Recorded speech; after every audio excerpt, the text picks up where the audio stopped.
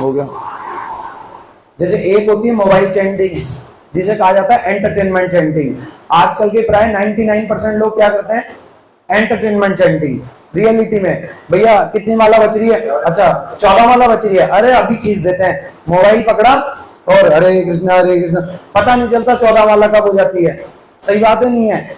बहुत तरह की चीजें होती है। मैच चैंटिंग, भैया मैच आ रहा है, अब माला भी करनी है, मैच भी देखना है, तो क्या हो गया, मैच चैंटिंग। बातें करते हुए टॉकिंग चैंटिंग, अलग अलग प्रकार की हमने चैंटिंग निकाल दी। और शिला साईं महाराज जी ने क्या करा था, अगर आप वास्तव में देखो शिला साईं महाराज जी की जब प्रभुपाद लीलामृत पढ़ोगे तो उन्होंने मुख्य किस चीज पे ध्यान दिया था, केवल और केवल चैंटिंग, प्रसाद और चैंटिंग। उनको कहते थे तुम हरे कृष्ण महामंत्र करो।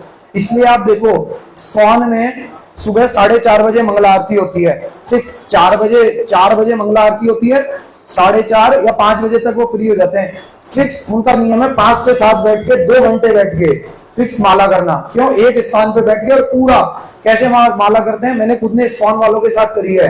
हरे कृष्णा कृष्ण कृष्ण हरे हरे, एक एक अक्षर उनका हमको बिल्कुल क्लैरिटी से सुनाई देता है कान में।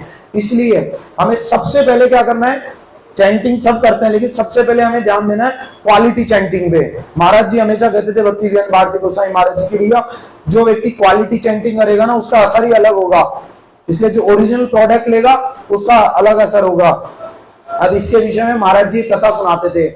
जब हमारा भारत आजाद हुआ तो भारत जैसे आजाद हुआ तो गवर्नमेंट आ गई थी। उससे पहले क्या था, राजा प्रथा थी कि भैया जो राजा होता था अलग अलग देश अलग अलग राज्य का वो राजा ही संभालेगा।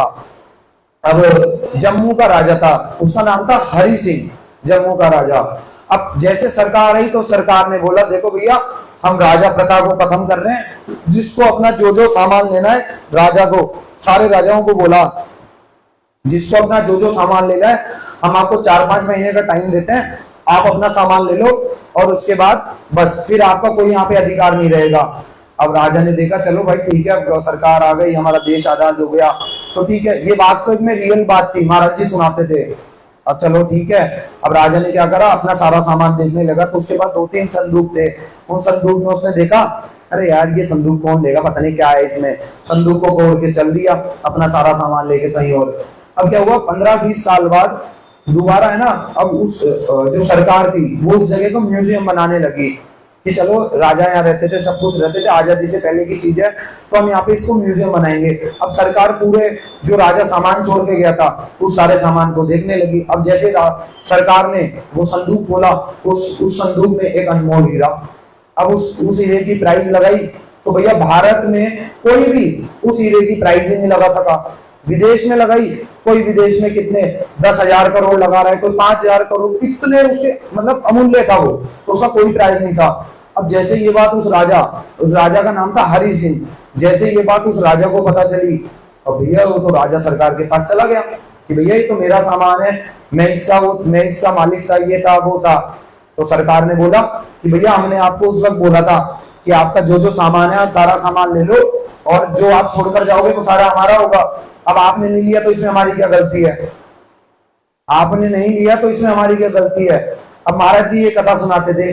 अब भैया राजा को उस वक्त मौका मिला कि भैया सरकार ने दिया कि आपका जो सामान है वो सारा सामान ले लो। अब राजा ने उस वक्त क्या करा, सामान तो लिया नहीं और बाद में पछताना पड़ रहा है। इससे यही महाराज जी कथा सुनाते थे कि भैया अभी हमारे को ये टाइम मिल रहा है, अभी हमारे को हरि गुरु वैष्णव ने कह दिया है, क्या कह दिया भैया, माला करो, सेवा करो, सब कुछ करो अभी, क्योंकि ये अभी हमारा प्रीशियस टाइम है। हम अभी इस जीवन, अभी ये जो टाइम है हम भगवान की सेवा कर सकते हैं। हाथ पैर अच्छी तरह चलते हैं, मुंह अच्छी तरह चलता है, बातों में, हरिनाम में नहीं।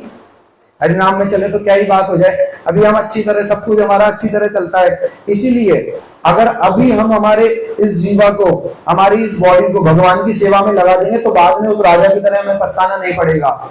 इसलिए समय रहते रहते अगर हम ये वस्तु कर ले तो हमारे लिए बहुत अच्छा होगा। बार बार हरि गुरु वैष्णव कहते रहते हैं भैया माला दें। गुरु जी ने परसों बोला ही था ये वाली बात की, सुबह सुबह बैठ के चैंटिंग हो जाती है तो बहुत अच्छा होता है, बहुत अच्छा। और ये रियलिटी की बात है। गुरु जी हमेशा कहते हैं कि भैया सुबह सुबह 16 माला हो गई, वरना रात को 12 बजे तक घिसते रहते हैं, 12 बजे तक भी माला हो नहीं पाती। करते ही रहते हैं प्रयास। वास्तविक में बात है, जो व्यक्ति 16 माला करता हो उससे पूछ लेना, जिसकी सुबह माला नहीं हो पाती हो, 12 बजे तक हिस्सा रहता है। इसलिए एक स्थान पे बैठ के माला करना, और उससे भी पहले क्या, क्वालिटी चैंटिंग, क्वालिटी चैंटिंग करना। हमें सबसे ज्यादा हमें क्वालिटी पे ध्यान देना है, क्योंकि क्वालिटी चैंटिंग करेंगे उतनी जल्दी हमारा मन, हमारा हृदय फिल्टर होगा। गौर प्रेमानंदे हरि हरि बोल। विकास कुछ विकास करो, बड़ी अच्छी।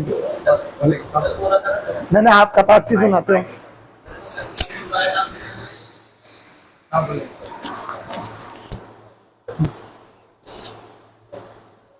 ओम ज्ञानतिमिरान्धस्य ज्ञानञ्जनशलाकया चक्षुरुन्मीलितं येन तस्मै श्रीगुरुवे नमः।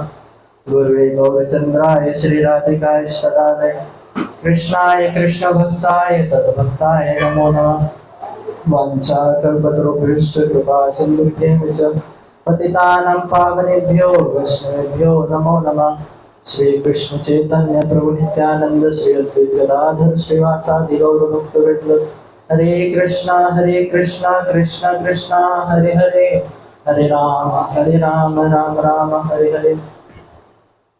सर्वप्रथम मैं अपने मध्य गुरुपाद पद्मों विष्णुपाद अष्टोत्तर श्री श्रीमद् भक्ति वेदांत श्रीधर गोस्वामी गुरुदेव महाराज जी के अभय चरणारविंद में प्रणिपात करते उनके अहेतु की कृपा वांछा करता हूँ। तत्पश्चात मित्र लाभ विष्णुपाद श्री श्रीमद् भक्ति श्री रूप सिद्धांति गोस्वामी महाराज एवं मित्र लाभ विष्णुपाद श्री श्रीमद् भक्ति वेदांत नारायण गोस्वामी महाराज जी के अभय चरणारविंद में अनंत कोटि दंडवत प्रणाम करके उनके भी अहेतु की कृपा वांछा करता हूँ। तत्पश्चात श्रेष्ठ गुरु भ्राता वृंद के चरणों में मेरा दंडवत प्रणाम स्वीकार करूं। हरे कृष्ण। तो शास्त्रों में बताया, वेदे रामायणे च पुराणे भारते तथा आद्यवंत च मध्य च हरि ही सर्वत्र गीयते। चाहे वेद में देख लो, रामायण में देख लो, पुराण महाभारत इत्यादि जितने भी शास्त्र है, उपनिषद है, उसमें आदि में, अंत में और मध्य में सर्वत्र ही भगवान की महिमा गाई गई है। हमारे भक्ति वेदांत स्वामी महाराज जी हुए, उनको एक ग्रंथ बहुत प्रिय था, मुकुंद माला स्तोत्र। राजा कुलशेखर जी का ग्रंथ है, बहुत अच्छा ग्रंथ है। उसमें राजा कुलशेखर लिखते हैं, आश्चर्य में तधी मनुष्य लोके सुधाम परित्यज्य विषम पिबन्ति नामानि नारायण गोचराणि त्यक्तन्यवाचः कुहुका पठन्ति। कहते आश्चर्य में तधी मनुष्य लोके, इस मनुष्य लोक में आश्चर्य क्या है? सुधाम परित्यज्य विषम पिबन्ति, अमृत को परित्याग करके विष को पीते हैं। तत्पश्चात कौन से अमृत को? नामानि नारायण गोचराणि, भगवान के नामों के अमृत को छोड़ करके विष को पान करते हैं। त्यक्त अन्यवाचः, अन्यवाच को त्याग करके कुहुका पठन्ति, इसलिए धूर्त जन, कुहुका मतलब होता है धूर्त व्यक्ति, ऐसे करते हैं। सुधाम परित्यज्य विषम पिबन्ति, अमृत को त्याग करके विष का पान करते हैं।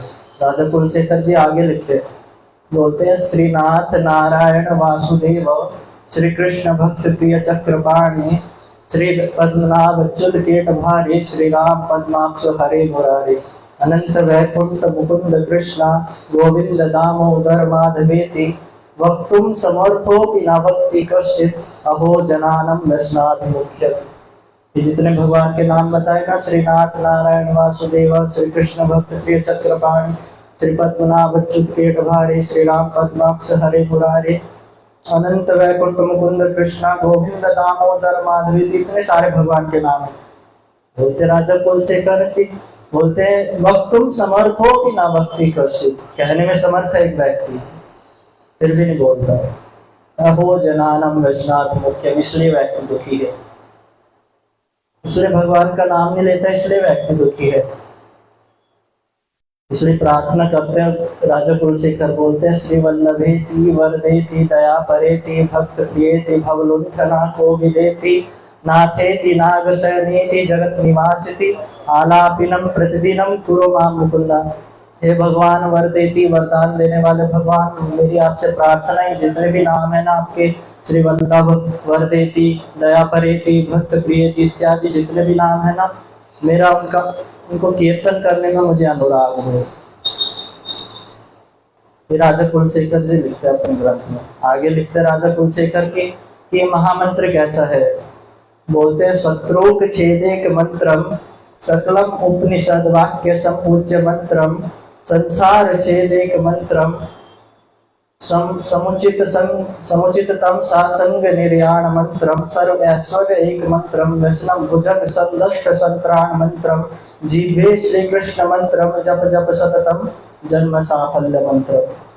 ये मंत्र सबका अर्थ इधर महामंत्र है।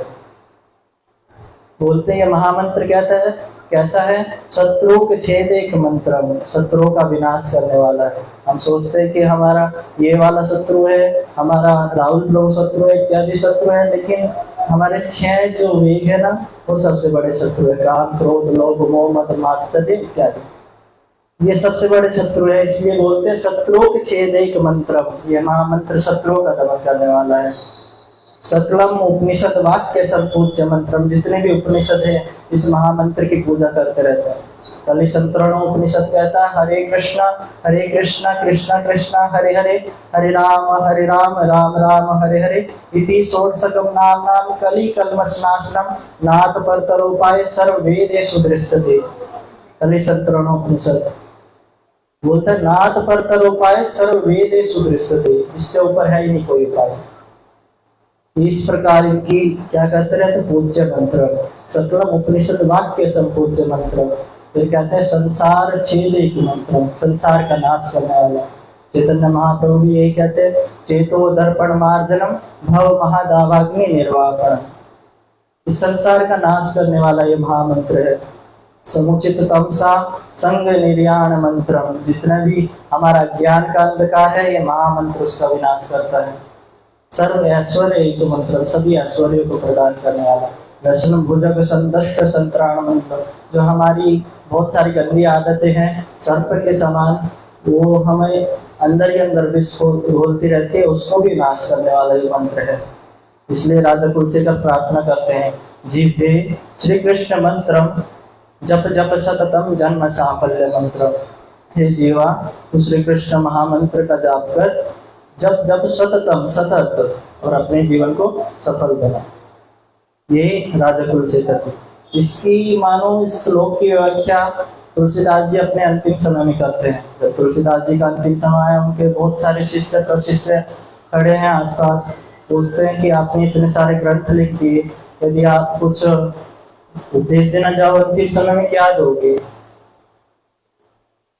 तुलसीदास जी बोलते हैं, 8 लाइन बोलते अल्प तो अवधि जीव तहा में बहुत सोच सोच, करिबे को बहु कुछ कहा कीजियो, पार न पुराणन को वेद हूँ तो अंत नहीं, वाणी तो अनंत मन कहा दीजियो, काव्य की कला अनंत छंद को प्रबंध बहु, राग तो रसीली रस कहा लीजियो। लास्ट की 2 लाइन रह गई, वो बाद में बताता। बोलते अल्प तो अवधि जीव, बड़ी छोटी सी अल्प अवधि है,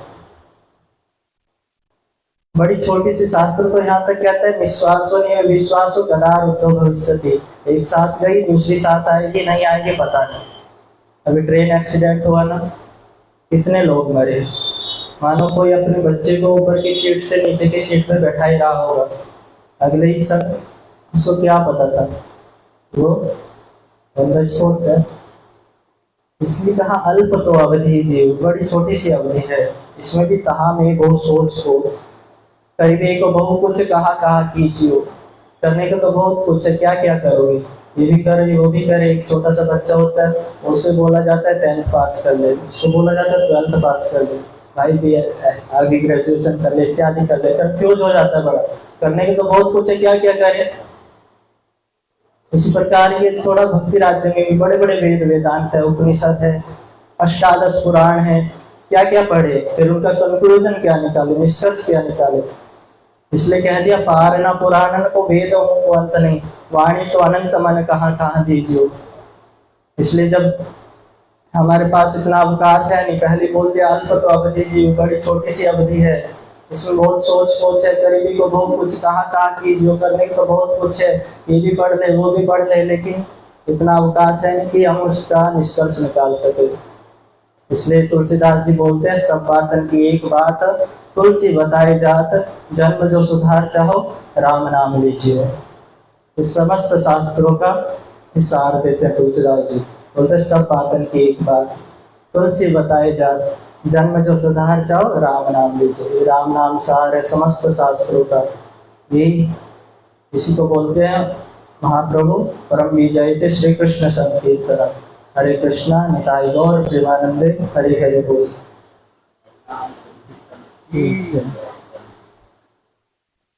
तेरा टाइम हो गया। टाइम कितना हो? हाँ? Sorry.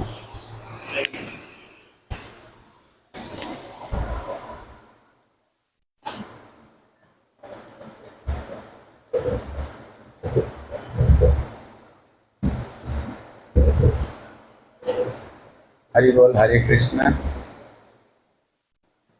हाँ हरि बोल। छोटा कर दो।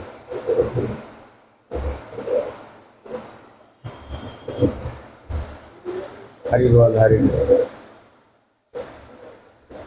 ओम अज्ञानतिमिरान्धस्य ज्ञानाञ्जनशलाकया चक्षुरुन्मीलितं येन तस्मै श्रीगुरवे नमः।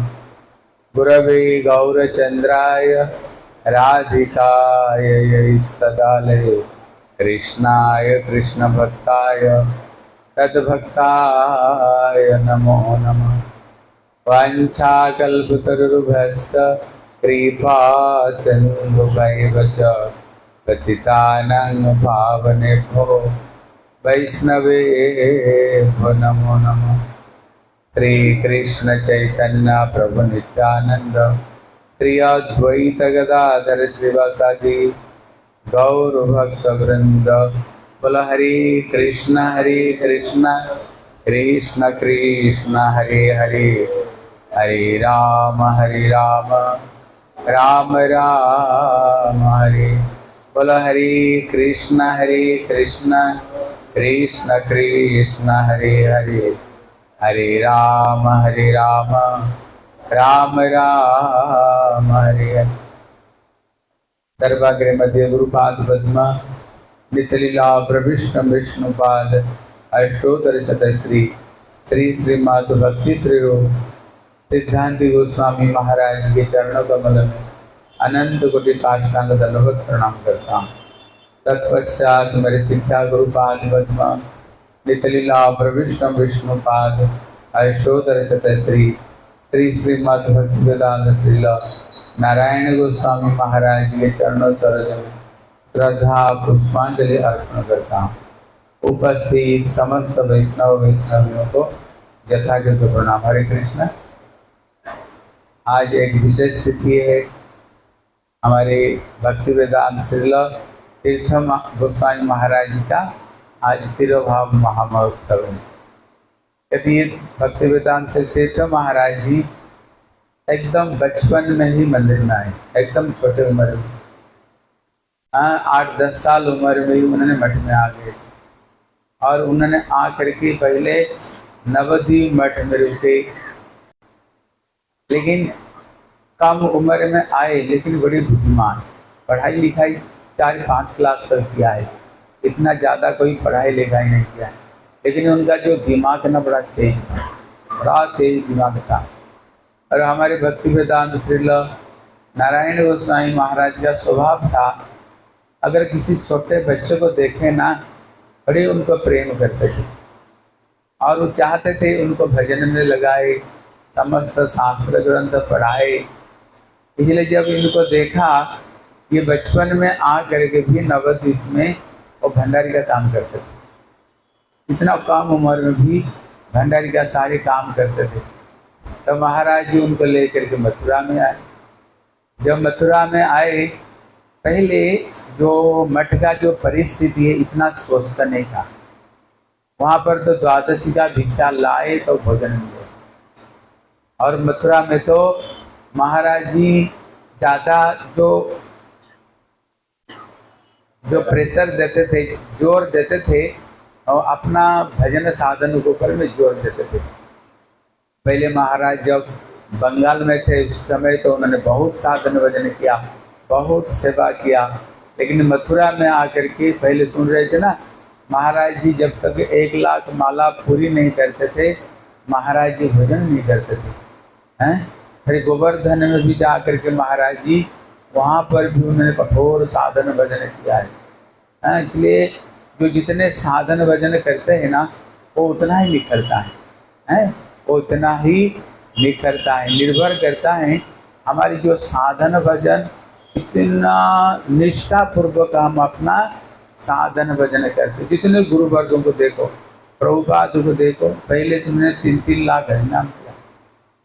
भक्तिवेदांत स्वामी महाराज और हमारे श्री भक्ति विनोद ठाकुर, जितने गुरु वर्गों को देखो, पहले कठोर उन्होंने साधन भजन किया।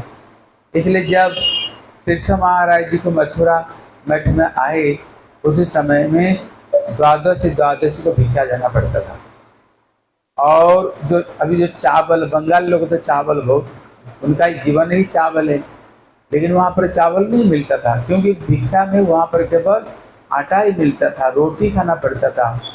केवल आज से द्वादशी है ना, 15 दिन में एक बार उनको दुकान में खरीदी करके चावल आता था, तो वो चावल खाने के लिए तरसते थे और उनको 15 दिन में एक बार केवल चावल खाने को मिलता था।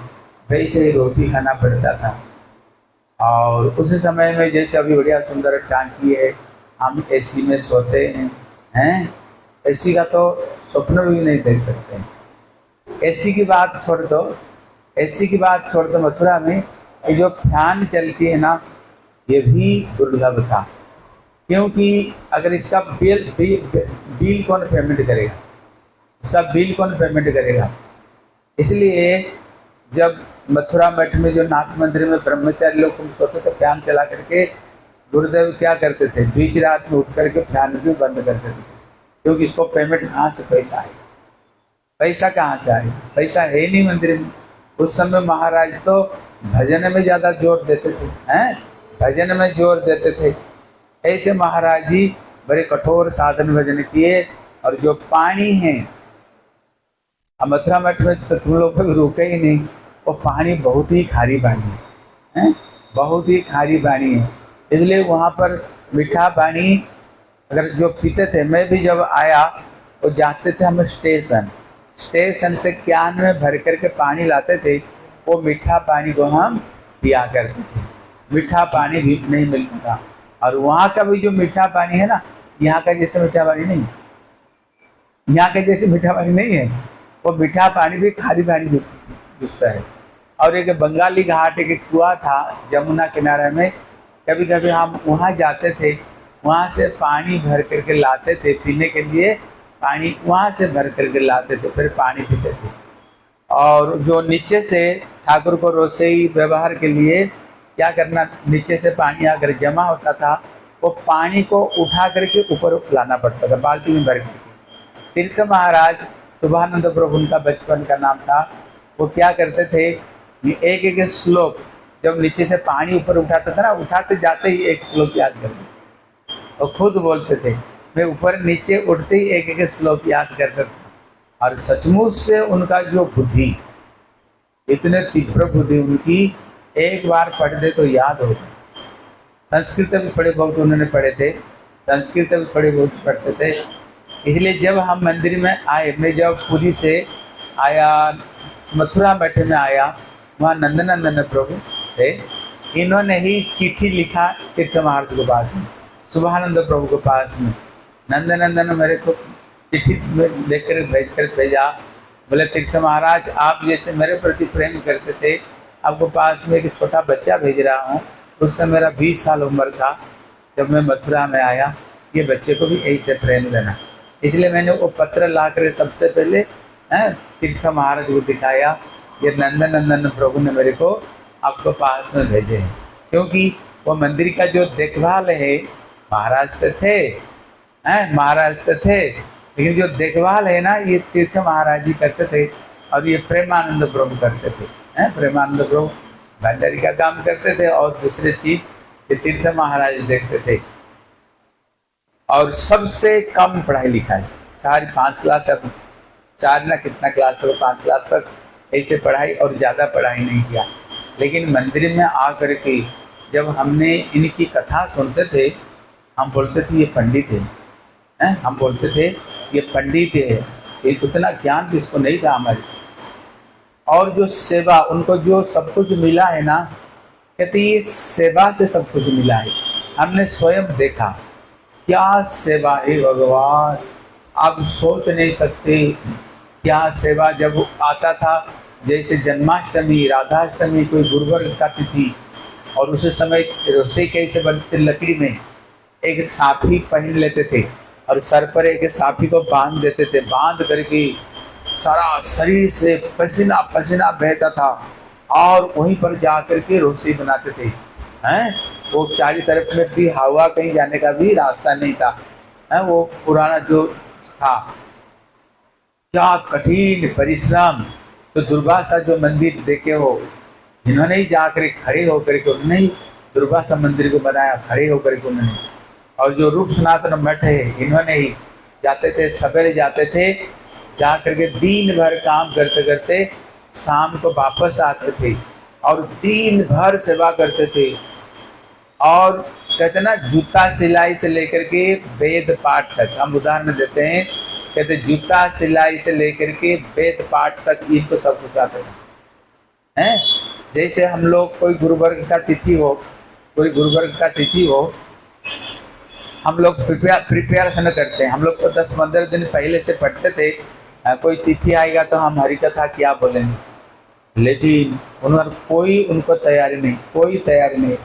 रोटी बना रहे हैं, साफी पहन करके रोटी बना रहे हैं और शरीर से पसीना पसीना बह रहा है।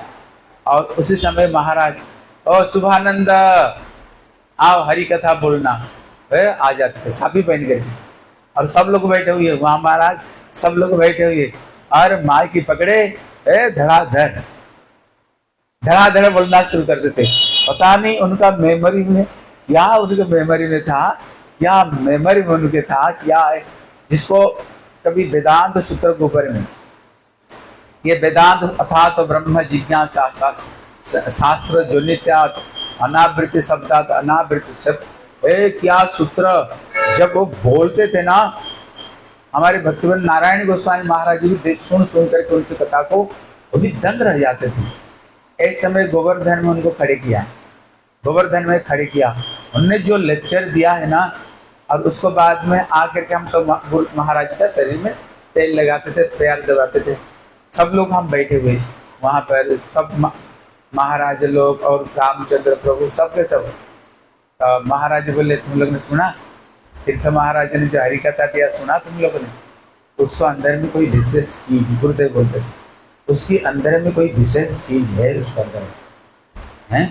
आज क्या उसने कथा सुनाया, क्योंकि महाराज जी ना, जब हम महाराज सेवा करने जाते थे, जब महाराज हरि कथा बोलते थे, कोई तिथि आती थी, जब हम महाराज को शरीर में तेल लगाते थे, सारे ब्रह्मचारी और बड़े बड़े लोग रहते थे, रोहिणी सुत प्रभु, रामचंद्र प्रभु सब रहते थे, और गुरुदेव उसी समय भी हरि कथा की डिस्कशन करते थे।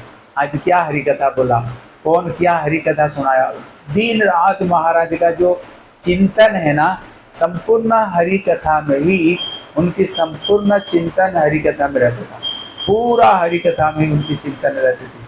हाँ, वो बोला सुना तुम लोगों ने क्या तीर्थ महाराज बोले? इसलिए हम तीर्थ महाराज को हम सब के सब पंडित कहते थे। हाँ, पंडित कहते थे।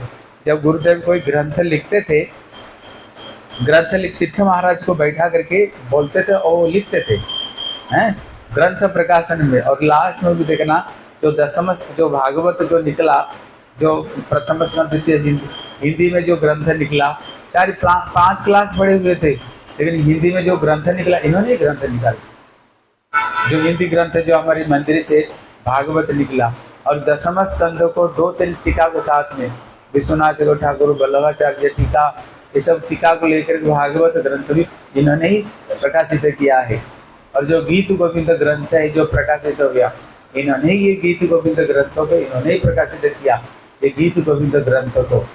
इसलिए और हम देखा जब गुरुदेव का समय पर, जैसे जन्माष्टमी, राधाष्टमी, कोई तिथि हो, गुरुदेव क्या करते थे, सबके सब बड़े बड़े विद्वान को बुलाते थे। मथुरा वृंदावन के जो नामी जो विद्वान हैं, जो वल्लभ संप्रदाय के, दूसरे संप्रदाय के जो विद्वान को बुलाया करते थे, हैं विद्वान को बुलाते थे। सबसे अलग अलग एक विषय पर सबसे अलग अलग विचार को सुनते थे गुरुदेव। जब तीर्थ महाराज बोलते थे ना, सबसे अलग बड़े बड़े विद्वान, वहां पर अतुल कृष्ण गोस्वामी, राधा रमणिक गोस्वामी बड़े विद्वान हैं, प्रखर विद्वान हैं, और दूसरे दूसरे बड़े विद्वान, मनोहर लाल शास्त्री और बड़े बड़े विद्वान, वासुदेव शास्त्री बड़े बड़े विद्वान थे। लेकिन जब तीर्थ महाराज की बारी आती थी, जब ये बोलते थे ना, इनकी कथा सुन करके बड़े दंग रह जाते थे। बोले वाह, इतना छोटा बच्चा बोलता है क्या। और जब ये हिंदी बोलते हैं ना, अब कथा अगर होगा तो सुन लेना, जब हिंदी बोलते हैं, भाषा इनका हिंदी नहीं है, लेकिन जब हिंदी बोलते लगेगा जैसे ये हिंदी भाषी है। इतने शुद्ध हिंदी बोलते थे। और जब बंगाली तो है ही है, अब इनकी कथा सुनो बंगला भाषा में, क्या प्रांजल भाषा में कथा, क्या सुंदर कथा। इसलिए अभी प्रश्न है, इनके अंदर में इतने बचपन में आए, इतने काम लिखाई पढ़ाई, इतने काम लिखाई, इतने विद्वान कैसे बने। केवल किसी कारण से जानते, सेवा, केवल सेवा और कोई नहीं। सेवा के बगैर इनका जो जीवन है ना, वो सेवामय जीवन इनका है। अगर हम सेवा करने के लिए पीछे हट जाते हैं, हमारे द्वारा ये सेवा नहीं होगा, अगर सेवा नहीं करेंगे ना, मेवा मिलेगा नहीं। भगवान स्वयं कहते हैं, वस्य कुर्वन्ति माम भक्त्या सत पत्नी सतपतिम जता। एक पत्नी सेवा करते करते करते पति को वशीभूत कर लेता है। देखना, दिन भर कमाई करता है पति, दिन भर कमाई करता है, लेकिन पैसा लाकर किसको देता है, पत्नी को देता है। उससे अगर 100 रुपया मांगो ना, पत्नी बोलेगा इतना पैसा क्यों मांग रहे हो, क्या करोगे, बोले ये काम, बोले 50 रुपया होगा, 50 रुपया। हाँ 50 क्यों, कारण है क्या, वो सेवा करती है पति को, सेवा करते करते करते करते ही उसको वशीभूत करता है, और कोई कारण नहीं है, कोई और कारण नहीं। अभी गुरुदेव जाने के बाद जैसे बन महाराज को देखो, हाँ बन महाराज का हमारे जो प्रेमानंद प्रभु, इनको आप देखो। बन महाराज जब सोचने से जो आया है ना, बन महाराज जी इतने धूप में साइकिल में जा जा करके 2-2 1-1 रुपया को भिक्षा करते थे, और सारे भिक्षा ला कर गुरुदेव को देते थे। तो सारे भिक्षा ला कर गुरुदेव, 2-3 बार तो मरते मरते बच्चे मेरे सामने जो देखा है। अभी तो नवद्वीप मठ में तुमको पता नहीं था, आपकी परिक्रमा में वहाँ पर भी ऐसा बसा हो गया। हरि कथा बोलते बोलते सेवा करते करते करते करते ये है। प्रेमानंद प्रभु को देखो, उन्होंने हे भगवान क्या सेवा करते हैं, अभी भी रोसे बनाते। अब देख ला जाकर 4 से लोगों का प्रसाद अभी बनता है रोज। इसलिए जितना जो सेवा किया, जो काम चोर बने हैं ना, जिंदगी में उनका कल्याण कभी नहीं होगा। देख लेना कि कल्याण होगा ही नहीं कभी। इसलिए जो जितना शरीर को रगड़ करके जो जितने सेवा करेगा ना, जो जितना सेवा करेगा उतना मेवा मिलेगा। सेवा के बगैर भैया मेवा मिल नहीं सकती है। इसलिए भगवान कहते हैं, न अयम आत्मा प्रवचन न लभ्य, प्रवचन से भगवान नहीं प्राप्त सकते हो। न मेधया, ज्यादा बुद्धि से भी नहीं मिलेगा, न बहुना श्रुते, न ज्यादा सुनने से भी नहीं होगा। बोले जमे वैसे वृणुते तेन लभ्य तसैसा आत्मा विभुते तन श्याम। वे जब कृपा करके हमें कोई वस्तु देते हैं, तभी वो चीज को हम स्वीकार कर सकते हैं। सही जाने जा रहे देहु जनाई हैं, उनको वही जान सकते हैं वो जिसको कृपा करके जनाते हैं, और जिसको कृपा करके नहीं जाना उनको नहीं समझ सकते। इसलिए उनको जो कुछ प्राप्त हुआ, मेरी जो अनुभूति, हमने जो देखा, केवल सेवा के द्वारा। और 4-5 क्लास पढ़े, हमारे प्रेसिडेंट थे, वही प्रेसिडेंट। वहां पर बहुत सारे लिखे पढ़े थे, अच्छे अच्छे लिखे पढ़े थे सबके सब। कोई PhD किए हुई है, कोई MA किए हुई है, कोई इंजीनियर, कोई BTech किए हुए, सबके सब। लेकिन हमारी अंदर प्रेसिडेंट कौन पद में था, वही प्रेसिडेंट पद में, उनको ही प्रेसिडेंट पद में नियुक्त किया गया। क्यों, कारण है क्या, प्रचार प्रचार। और उन्होंने बंगाल में जाकर के वो जैसे उन्होंने प्रचार किया, मेरे को एक मालती दीदी बोल रही थी, उन्होंने जाकर के बंगाल में कैसे प्रचार किया। जैसे नए जगह पर गए प्रचार के लिए, उनको तो जानते नहीं, गांव पहले पूरा, अभी तो थोड़ा रोड बन गया, पहले रोड नहीं था, कीचड़ के ऊपर में जाना पड़ता था, और कीचड़ में जाना पड़ता था। और वो तो बंगाली लोग हैं ना, उधर बंगाल में इधर जैसे माछ मछली कोई खाते नहीं हुआ तो घर घर में माछ मछली है। मछली को गंगा को कहते गंगा फल, मछली को गंगा फल कहते हैं। हाँ, इसलिए तो घर घर में माछ मछली वाला तो चलता नहीं, इसलिए उनका बर्तन से हम खा नहीं सकते हैं। इसलिए पहले जो प्रचार किए ना, सारे बर्तन को इकट्ठे करके सर पर रख करके उसको ढो ढो करके ले जाना पड़ता था एक गांव से दूसरे गांव। और दूसरे बिस्तरा में सो नहीं सकते हो, हैं वैष्णव लोग नहीं सोते दूसरा बिस्तरा के ऊपर में, सारे बिस्तरा सारे बर्तन को लेकर के एक गांव से दूसरे गांव ले जाना पड़ेगा। और क्या करना पड़ेगा, ब्रह्मचारियों को रसोई बनाना पड़ता था, रसोई बना करके पूरा गांव वालों को खिलाना पड़ता था, सारे गांव वालों को खिलाना पड़ता था। और बाद में अगर कम पड़ेगा तो 2-3 बार बनाना पड़ता था। हमने देखा है सब चीज को। और लास्ट में जाकर के ब्रह्मचारी लोग खाते थे और तीर्थमार रसोई बनाया करते थे, सबको खिला करके खाते थे, सबको खिला करके जाकर खाते थे। नवद्वीप परिक्रमा में आप कभी तीर्थमार्ग देखे हो? तीर्थमार्ग देखना, ब्रजमंडल परिक्रमा में हो, नवद्वीप परिक्रमा में हो, जब तक सबको ये खिला नहीं देंगे उसको पहले ये कभी भी भोजन नहीं करेंगे, एकदम भोजन नहीं करेंगे। सबको खिला पिला करके लास्ट में जा करके ये भोजन करते थे, नहीं तो उसको पहले भोजन नहीं करते। ऐसे उन्होंने परिक्रमा को चलाया, उन्होंने परिक्रमा को चलाया। और गांव गांव में जा करके, मेरे को मालिक दीदी बोलती थी कैसे उन्होंने प्रचार किया। एक छोटा बैग है, उसमें केवल दो जोड़ी कपड़ा उसके अंदर में, और ये बैग को ले जाते थे, लेकर के वहाँ उनको तो जानते नहीं, गांव में जो प्रचार घर में घुसने नहीं देते थे उनको। ये क्या करते थे, किसकी जैसे वहाँ पर जो घर, वो झोपड़ी का घर है, भूस का घर है, बंगाल में भूस का घर है, वो क्या करते थे, घर को सामने बाहर में सो जाते थे, वहीं पर सो जाते थे, घर में अंदर में नहीं, वो बाहर सोते थे। बाहर सो करके सवेरे हुआ, फिर वो बिस्तरा को लेकर फिर दूसरे जगह पर चले गए प्रचार करके। ऐसे कठिन परिश्रम करके उन्होंने गांव गांव में उन्होंने कठिन परिश्रम करके प्रचार किया। और अभी हम लोग गए थे ना अभी गांव गांव में, तो सब जगह में उनका कितना शिष्य है, कितना शिष्य। उन्होंने 15, 16, 17 मंदिर बना दिया था उधर, अलग अलग गांव में उन्होंने मंदिर बना दिया था, मंदिर बना दिया था कठोर।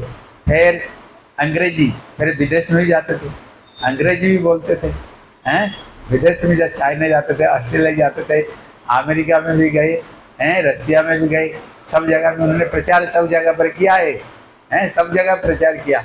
और हमारे प्रेसिडेंट भी रहे हमारे। इसलिए इनके अंदर में जो ज्ञान है, इनके अंदर में जो ज्ञान है ना, और एक चीज इनके अंदर में देखा जैसे मठ मंदिर को चलाने के लिए कभी कभी बड़ी बड़ी विपत्ति भी आ जाती है, कभी कभी बड़ी बड़ी विपत्ति आ जाती हैं, ये हो गया, ये हो गया, ये हो गया, बड़ी बड़ी विपत्ति भी आ जाती है। लेकिन हमने और एक चीज देखा, भले ही जितने बड़ी विपत्ति इनका जीवन में क्यों नहीं आई, लेकिन किसी विपत्ति में घबराते हुए कभी नहीं देखा। विपत्ति में बड़ी विपत्ति आ गई, होता है मठ मंदिर के लिए, लड़ाई झगड़ा अशांति हो जाती है, कोर्ट कचहरी मामला हो जाता है, लेकिन उन्होंने कभी भी उनके अंदर में इस विषय को लेकर के जो कहते हैं शांति अभ्यर्थ कालत में कहते हैं ना, कभी भी उनके अंदर में खोव था, कभी ये नहीं देखा बड़ी कोई घटना, हाँ आया ऐसे होता रहता है, ऐसे उड़ा देते। हम लोग डर जाते थे, लेकिन वो उड़ा देते, अरे ऐसे आता रहता है जाता रहता है, क्यों इतना चिंता करते हो, डोंट क्या है, वो बोलते थे, अरे कोई चिंता मत करो, हरि नाम करो, सेवा करो, वो ऐसे आती जाती रहती हैं, आती जाती रहती हैं, इसलिए कोई चिंता मत करो। परिक्रमा हो रहा था, हमारे ब्रजमंडल परिक्रमा हो रहा था, रूप सनातन मठ में क्या हुआ, कभी कभी क्या होता है ना, गांव के लोग आते हैं परिक्रमा के लिए, कभी कभी कपड़ा फपड़ा भी उनको गांव में सब रहने वाले ये जो पायखाना अंदर कपड़ा फपड़ा भी डाल देते हैं, इतने में कभी कभी पायखाना जाम हो जाता है। लेकिन उन्होंने बनाया रूप सनातन मठ को, खड़े होकर बनाया, इसलिए उनको सारे पता, नाली किधर जाता है, किधर क्या होता है, सब कुछ उनको पता है, पाइप सब कुछ उनको पता है किधर। स्वयं साफी पहन करके उतर जाते थे, पायखाना साफ करने के लिए, नाली साफ करने के लिए स्वयं उतर जाते थे। उतर करके अब सोच निज्ञात हम हाथ भी नहीं दे सकते, ऐसे पायखाना गंदर में हाथ घुसा करके सारी चीज को निकालना और उसको ये कर, मतलब ऐसे ऐसे सेवा करते थे जो कि कभी हम तो कभी कर भी नहीं सकते, हम कभी कर भी नहीं सकते, ऐसी सेवा करते थे।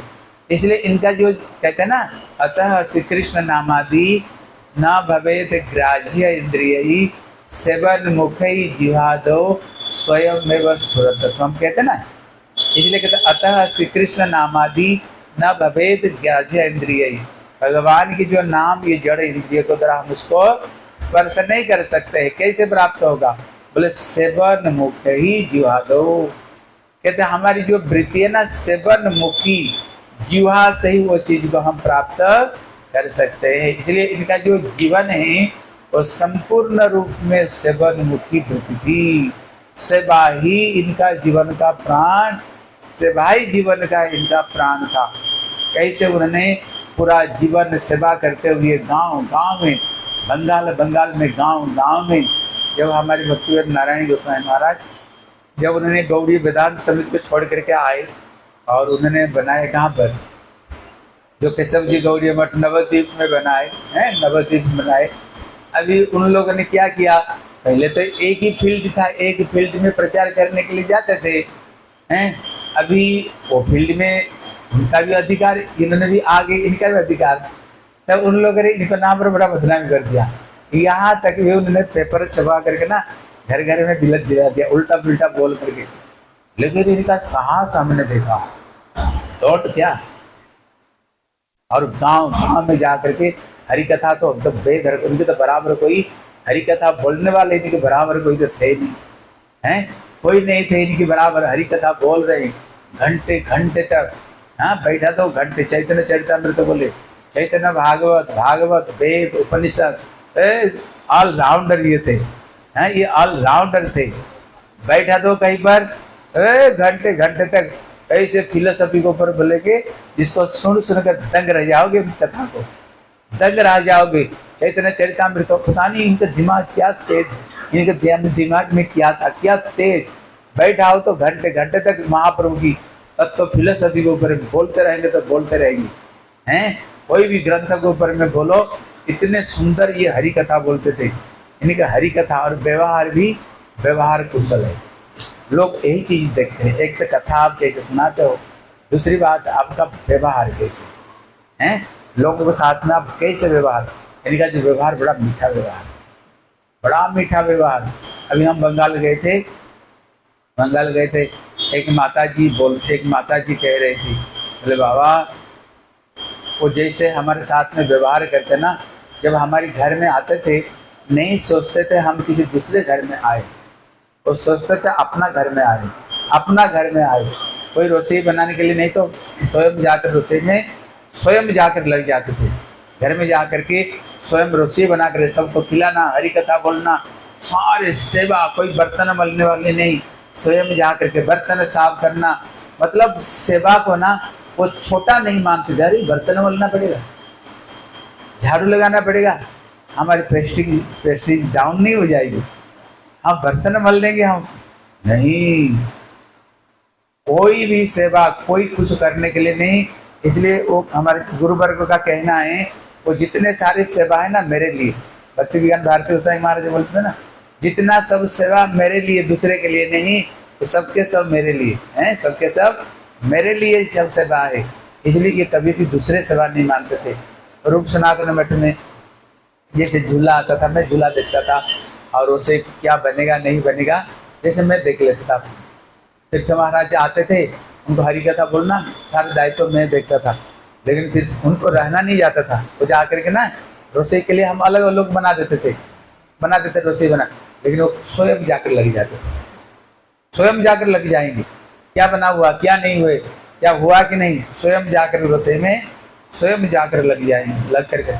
इसलिए उनके हृदय में ये सारे ग्रंथ, क्योंकि जो निष्कपट रूप में एक चीज समझो, जो जितने निष्कपट होकर के जो जितने ठाकुर को सेवा करेगा ना, आप समझो वही निखरेगा। क्योंकि अगर भगवान नहीं चाहते ना तुमको बड़ा बनाना, जितने कुछ कर लो, जितने पढ़ लो, जो कुछ कर लो, उनका गुरु भाई लोग थे बहुत, कुछ ऐसे बड़े लिखे बड़े, कोई पूछने वाला नहीं, कोई पूछने वाला नहीं। और 4-5 क्लास पढ़े हुए, सारा दुनिया को चमका करके, सारा दुनिया को चमका करके हो गए। वही से उन्होंने गए चमका करके सारा दुनिया, अभी उनका समाधि मंदिर बन रहा है। हमने ऐसे के शिष्य भगवान भी देते हैं, ऐसे उन्होंने के शिष्य बनाए हैं। इसलिए जो संजय जहाँ पर रहता है काशीनगर में, वहाँ मंदिर बना दिया। तीर्थ महाराज का समाधि बना रहे हैं। और एक गांव में काली नगर, वहाँ पर भी बना। हमने ऐसे के शिष्य बनाए ना, भगवान देते हैं।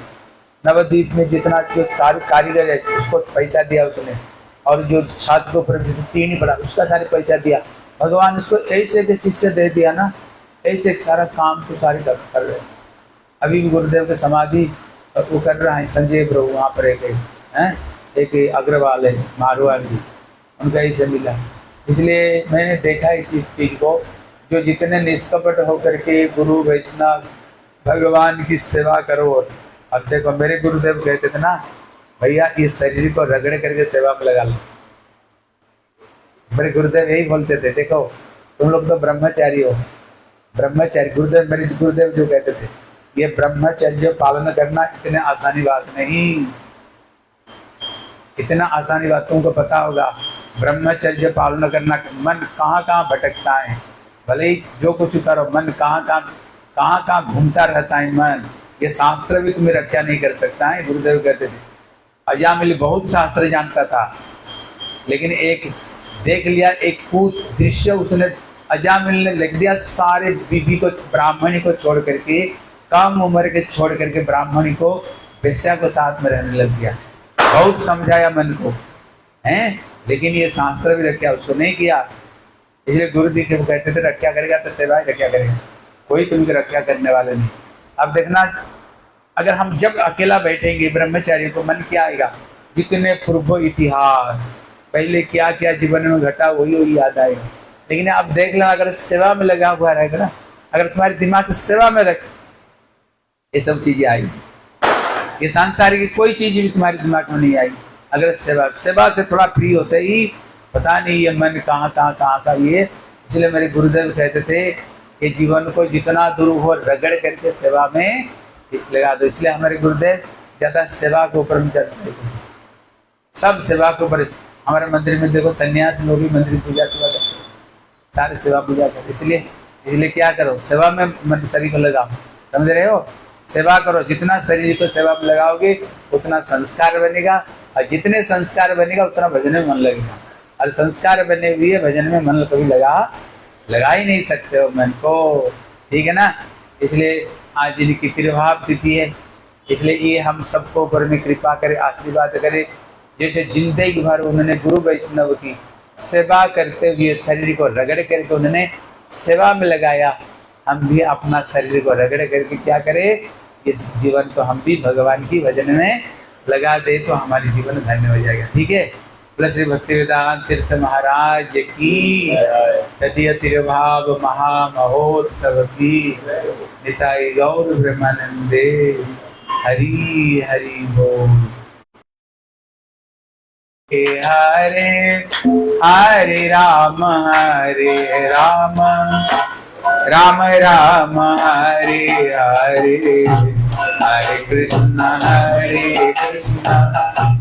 कृष्ण कृष्ण हरे हरे राम राम राम हरे हरे, हरे कृष्ण कृष्ण कृष्ण हरे हरे, हरे राम राम राम हरे हरे, हरे कृष्ण कृष्ण कृष्ण हरे हरे, हरे राम राम राम हरे, हरे कृष्ण कृष्ण हरे हरे, हरे राम